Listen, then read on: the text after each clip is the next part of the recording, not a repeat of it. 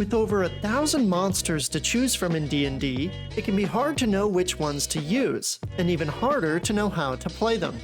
What weapons do they favor? What tactics should they use? How do they interact with other types of monsters? These are all questions that can come up to DMs that are looking to make their combats more enticing for their players. It's certainly one that I struggled with. That's why I'm back today with another monster breakdown for D&D. Hello again everyone, I'm Bill from Altroll, and today I'm going to dive into a brief history of a D&D creature, how that history was adapted into 5th edition, and how this lore can help game masters make their combat encounters better. So, whether you're here for the cool lore breakdown or for the combat tactics, I'm hoping to give you a lot more to chew on when it comes to the monsters we face in D&D. For our 8th episode, let's bumble through the forest to find our next foes, Blights. Blights are evil plant creatures that reside in dark forests, preying on lost travelers and overconfident adventurers. Created largely for 5th edition, Blights themselves don't really have any ties to real-world mythology, though one could possibly argue they're loosely inspired by Ents, a species of tree-like creatures from The Lord of the Rings. In D&D lore, Blights are traced back to Ravenloft, the home of the infamous Strahd von Zarovich. Long ago, when the vampire Gulthias was killed with a wooden stake, the stake was infused with his evil essence. Soon after, it grew into an evil sapling, and a mad druid took it to an underground grotto where it grew into a large tree, called a Gulthias tree. From there, the tree's seeds were used to sow the very first Blights. Nowadays, Gulthias trees can originate wherever a plant is corrupted by evil. If left unchecked, it will spread its corruption through the nearby forest and cause blights to form from the vilified plant life. These blights will then move through the corrupted forest, seeking out living prey who stray too far from the safety of roadways and settlements. In terms of their variation, there are 4 main types of blights. Twig blights, small woody shrubs whose branches come together to form into a small humanoid body. Needle blights, humanoid plants with conifer-like needles growing across their bodies.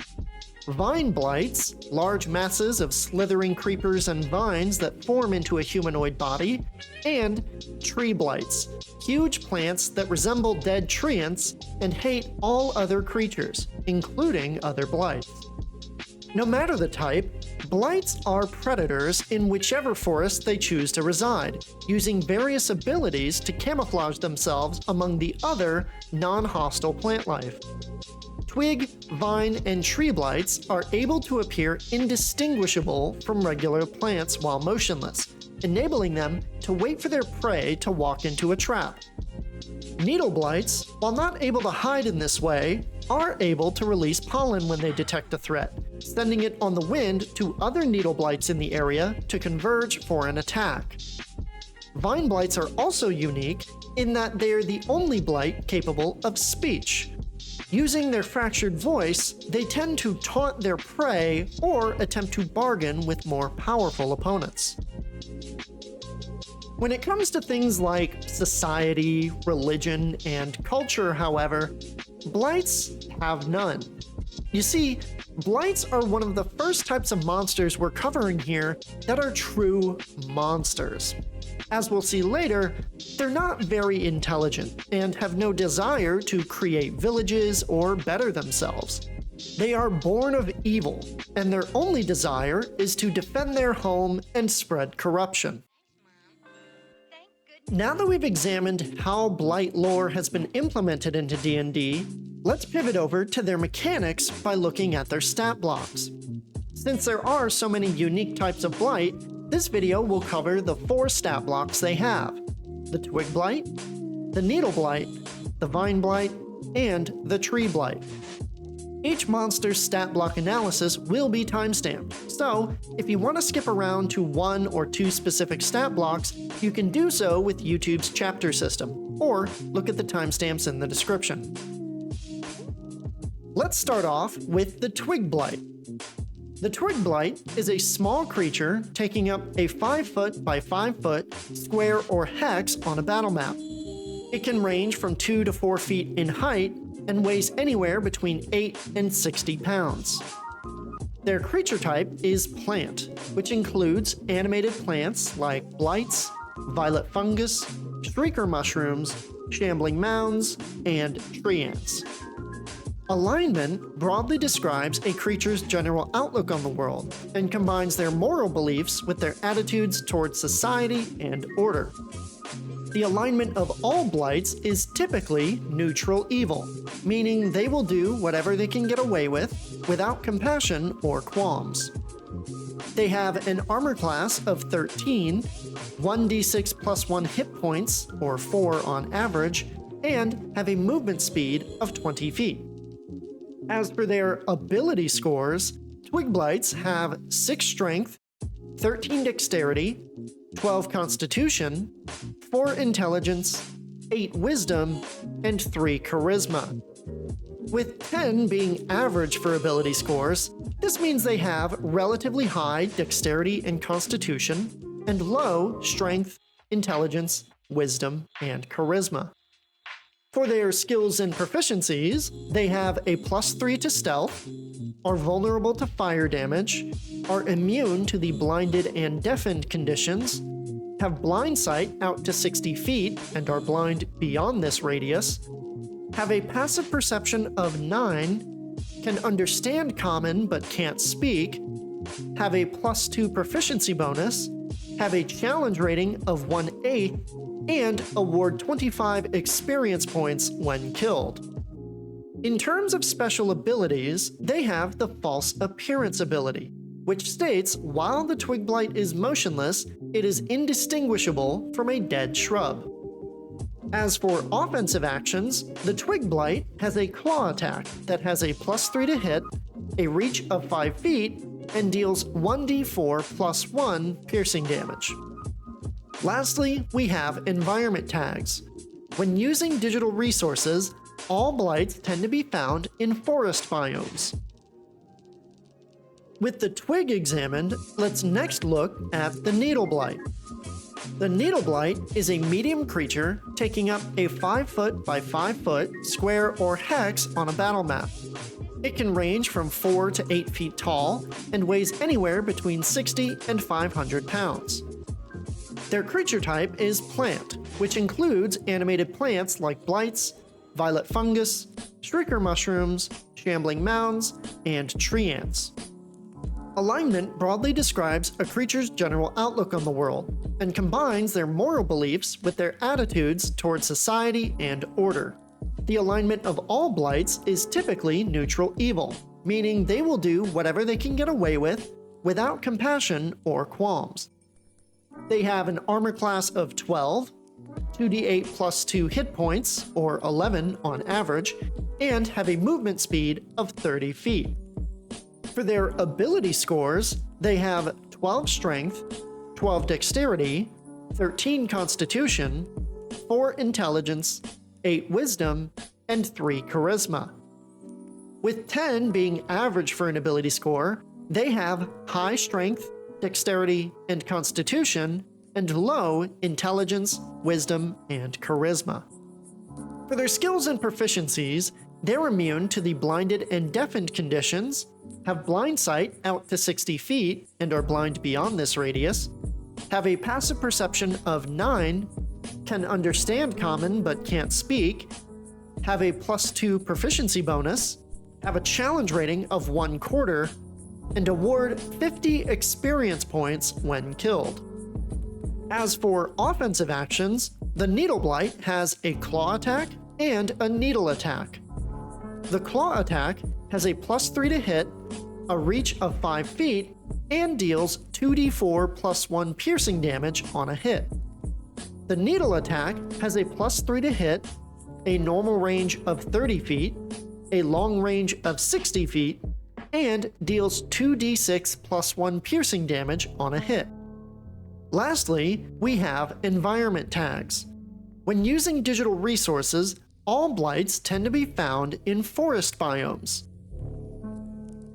With the Twig and Needle sorted, let's now look at the Vine Blight. The Vine Blight is a medium creature taking up a 5 foot by 5 foot square or hex on a battle map. It can range from 4 to 8 feet tall and weighs anywhere between 60 and 500 pounds. Their creature type is plant, which includes animated plants like blights, violet fungus, shrieker mushrooms, shambling mounds, and tree ants. Alignment broadly describes a creature's general outlook on the world and combines their moral beliefs with their attitudes toward society and order. The alignment of all blights is typically neutral evil, meaning they will do whatever they can get away with without compassion or qualms. They have an armor class of 12, 48 plus 8 hit points, or 26 on average, and have a movement speed of 10 feet. As for their ability scores, they have 15 strength, 8 dexterity, 14 constitution, 5 intelligence, 10 wisdom, and 3 charisma. With 10 being average for ability scores, they have high strength and constitution, average wisdom, and low dexterity, intelligence, and charisma. For their skills and proficiencies, they have a +1 to stealth, are immune to the blinded and deafened conditions, have blind sight out to 60 feet and are blind beyond this radius, have a passive perception of 10, speak common, have a proficiency bonus of +2, have a challenge rating of 1/2, and award 100 experience points when killed. In terms of special abilities, they have the False Appearance ability, which states while the Vine Blight is motionless, it is indistinguishable from a tangle of vines. As for offensive actions, the Vine Blight has a Constrict attack and an Entangling Plants attack.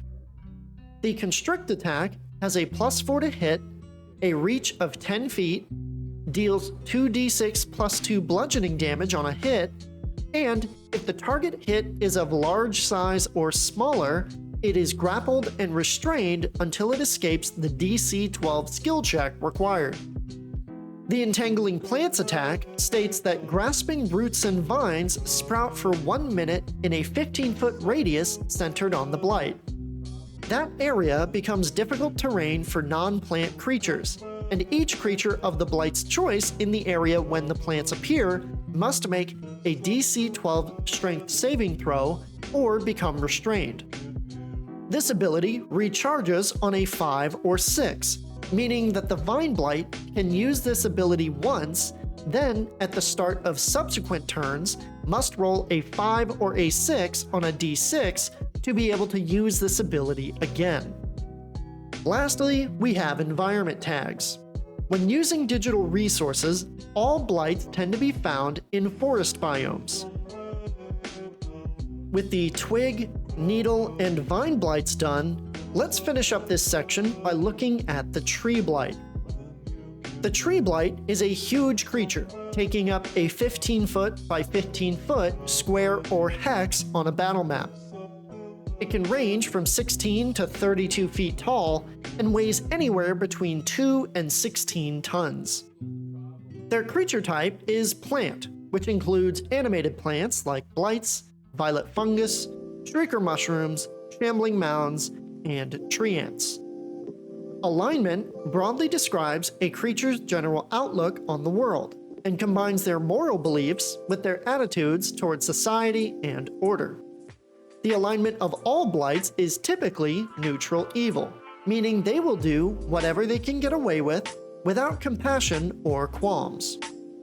They have an armor class of 15, 8d12 plus 40 hit points, or 92 on average, and have a movement speed of 30 feet. As for their ability scores, they have 23 strength, 10 dexterity, 20 constitution, 6 intelligence, 10 wisdom, and 3 charisma. With 10 being average for ability scores, they have high strength and constitution, average dexterity and wisdom, and low intelligence and charisma. For their skills and proficiencies, They are immune to the blinded and deafened conditions, have blind sight out to 60 feet and are blind beyond this radius, have a passive perception of 10, understand Common and Druidic but don't speak, have a proficiency bonus of +3, have a challenge rating of 7, and award 2,900 experience points when killed. In terms of special abilities, they have the False Appearance and Siege Monster abilities. False Appearance for the Tree Blight states that if it is motionless at the start of combat, it has advantage on its initiative roll. Moreover, if a creature hasn't observed the Blight move or act, the creature must succeed on a DC 18 investigation check to discern the Blight is animated. Siege Monster states the Blight deals double damage to objects and structures. As for offensive actions, the Tree Blight has a branch attack, a grasping root attack, the multi-attack features, which allow it to make one branch attack and one grasping root attack per attack action, and a bite bonus action attack. The branch attack has a +9 to hit, a reach of 15 feet, and deals 3d6 + 6 bludgeoning damage on a hit. The grasping root attack has a +9 to hit, a reach of 15 feet, can only target a creature not already grappled by the Blight, and on a hit, grapples the target until it escapes the DC 15 skill check required. Until the grapple ends, the target takes 1d6 + 6 bludgeoning damage at the start of each of its turns.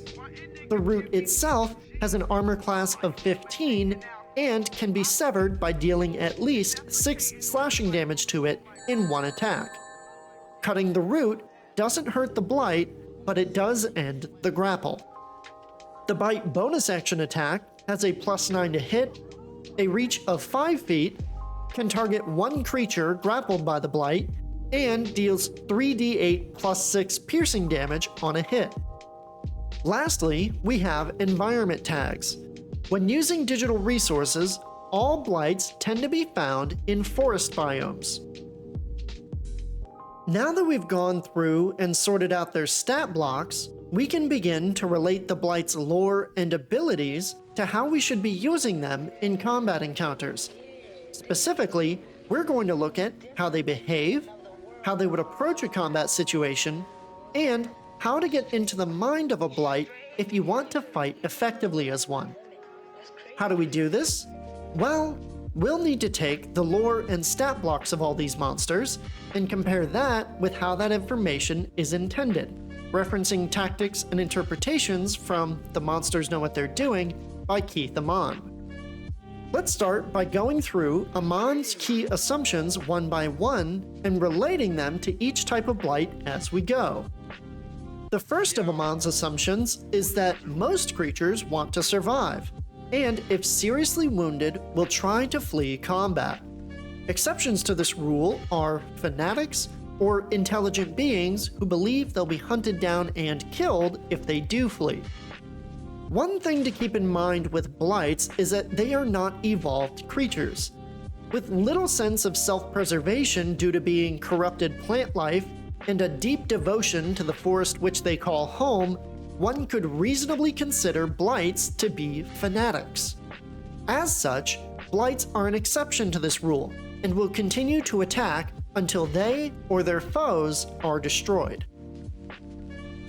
Next up, let's look at how their alignment can impact their thinking. On the scale of good to evil, good creatures tend to be friendly to others, whereas evil creatures are hostile to others. On the scale of lawful to chaotic, lawful monsters may try to capture or non-lethally subdue others, whereas chaotic monsters may kill them. All Blights are typically neutral evil, so we know two major things about them. First, since they're halfway between lawful and chaotic, they have a 50-50 shot of either capturing or killing those they defeat in battle. Secondly, since they are evil creatures, Blights will be hostile to other creatures, especially those that trespass on their territory. Continuing with their mindset, Let's dive into some of their mental ability scores, starting with intelligence. All Blights have an intelligence score of 7 or less, with the Twig and Needle Blights at 4, Vine Blights at 5, and the Tree Blights at a whopping 6. With regard to intelligence scores less than 7, Amon states, "A creature with intelligence of 7 or less operates purely from instinct. That doesn't mean it uses its features ineffectively, only that it has one preferred modus operandi and isn't going to be able to adjust if it stops working." This essentially means that Blights will use any or all of their abilities to kill their foes in a rather straightforward manner. That being said, Twig Blights will recognize their own vulnerability to fire and may dash away from sources of fire, but other Blights won't share that fear. Next up, let's look at Wisdom. All Blights have Wisdom scores between 8 and 11, with Twig and Needle Blights at 8, and Vine and Tree Blights at 10. With regard to Wisdom scores between 8 and 11, Amon states, "A creature with intelligence of 8 to 11 is unsophisticated in its tactics and largely lacking in strategy, but it can tell when things are going wrong and adjust to some degree." With Wisdom scores like these, Blights will rely heavily on their initial ambush as their main tactic to kill their enemies. Should that fail, Needle Blights may release spores to attract reinforcements, but beyond that, they will just fight to the death. Now that we've set up how they think, let's look at the Blight's physical abilities that influence how they fight. Thinking like Amon, we can assume the following. Creatures with low strength will always try to compensate with numbers. If their numbers are reduced enough, they'll scatter. Creatures with high strength focus on melee combat and won't need to compensate with greater numbers. As such, they won't need to outnumber an enemy to be willing to take the fight. Creatures with low dexterity will need to choose their battles carefully. Since their ability to avoid damage is poor, they'll want some sort of compensatory advantage. Creatures with high dexterity will prefer to attack with ranged weapons, and if it's intelligent, the creature may lay traps as well. Creatures with high constitution typically have a hit point advantage over their enemies, and because of that, they're less likely to hide in combat since they can afford to soak up a couple hits before going down. To recap our earlier stat block analysis, Twig Blights have low strength but high dexterity and constitution. Their only attacks are melee focused, and as a result are going to emphasize using great numbers to swarm their opponents since they can get killed in basically one hit. Needle Blights have high strength, dexterity, and constitution. They're the only Blight to have a medium range attack and will prefer using that. But should they get pushed into melee, they can continue to fight rather than trying to disengage and reposition. Vine Blights have high strength, low dexterity, and high constitution. Their attacks emphasize grapples and entangling enemies around them, but their low armor class and extra reach means they should stay around other Blights for as long as the fight allows. Lastly, Tree Blights have high strength, low dexterity, and high constitution. They excel as the melee centerpiece of a fight, using multi-attack to damage and grab foes and attempting to eat enemies it captures in its grasping roots. Given all of this information, Blights are ambush predators, using the element of surprise to swarm vulnerable foes. Once the trap is sprung, Twig Blights will rush into melee to swarm their targets, Needle Blights will stay at range with their needle attack, Vine Blights will stay at medium range to grapple and entangle vulnerable or fleeing foes, and Tree Blights will rush forward with their hulking size to take on the entire group of foes at once. The last major premise from Amon is that in D&D 5th edition, unless otherwise specified, any creature gets their full movement, one action, one bonus action, and 1 reaction, just like any player character does. Amon posits that any creature that exists within the game world will have evolved in accordance with this rule, and it will seek to obtain the best possible result from the action economy of the game. This means they will combine whatever movement, actions, bonus actions, and reactions are available to it for the best possible outcome. The only Blight with the multi-attack feature is the Tree Blight, and considering its only attacks are melee focused, it'll be utilizing its Grasping Root and Bite attack combo as many times as it can to maximize its effectiveness. That being said, the presence of a Vine Blight can also tip the action economy through its Entangling Plants attack.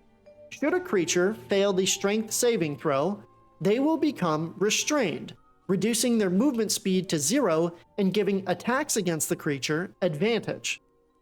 This not only makes other attacks more likely to hit, but keeps opponents from running around and targeting more vulnerable blights like the Needle Blight. So, with all of these assumptions laid out, what do we now know about how to use blights? First, Twig Blights are scrappy fodder enemies, meant to swarm foes with overwhelming numbers.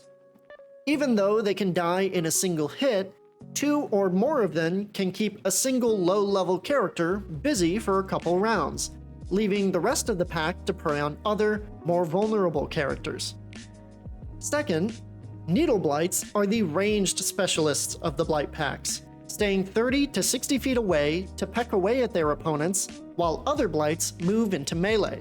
If pushed into melee, they won't necessarily try to run either, swapping to their claws to defend themselves and then going back to ranged attacks when the threat is over. Third, Vine Blights focus on grappling and entangling foes, using their Constrict and Entangling attacks to keep foes in place for the rest of the Blights. Given their ability to speak, Vine Blights make for good lower-level pack leaders, but are still relatively fragile without the support of other Blights. Fourth, Tree Blights are large, boss-level monsters that are meant to be a central danger to higher-level parties. Their multi-attack feature, Grasping Root attack, and Bite attack combo can dish out some deadly damage, and their 15-foot reach means that escaping from them can be just as difficult as defeating them. Fifth, due to their nature as fanatical, evil plant monsters, Blights will not attempt to flee a combat encounter, and will fight to the death whenever they choose to attack.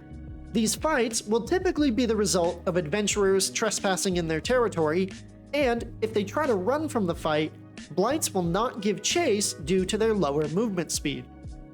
Sixth, if Blights win a combat encounter, it's largely up to the DM whether the party gets captured or killed. Creative DMs can come up with a capture scenario where the Blights bring the defeated party to a corrupted druid's grove, whereas less merciful DMs may have them kill the party outright as punishment for trespassing within the forest. And with that, we come to the end of today's video with Blights. While many may not know about them, or how deadly they can be despite their lower challenge rating, Blights are the perfect antagonist for forest-based encounters, and pair well with other unconventional big bads such as evil druids, corrupt nature spirits, or vengeful Fey invaders. With that being said though, what do you all think of Blights? If you'd like to chat about it with us, you can do so over on the Alt-Roll Discord, which is linked in the description. While on the server, you can pop into our courses that teach the basics of D&D, and if you like what we do, supporting us on our Ko-fi goes a long way in helping us keep Alt-Roll going. For now, that's all I had for you. Thank you all for watching, make sure to have a great rest of your day, and I'll see all of you next time.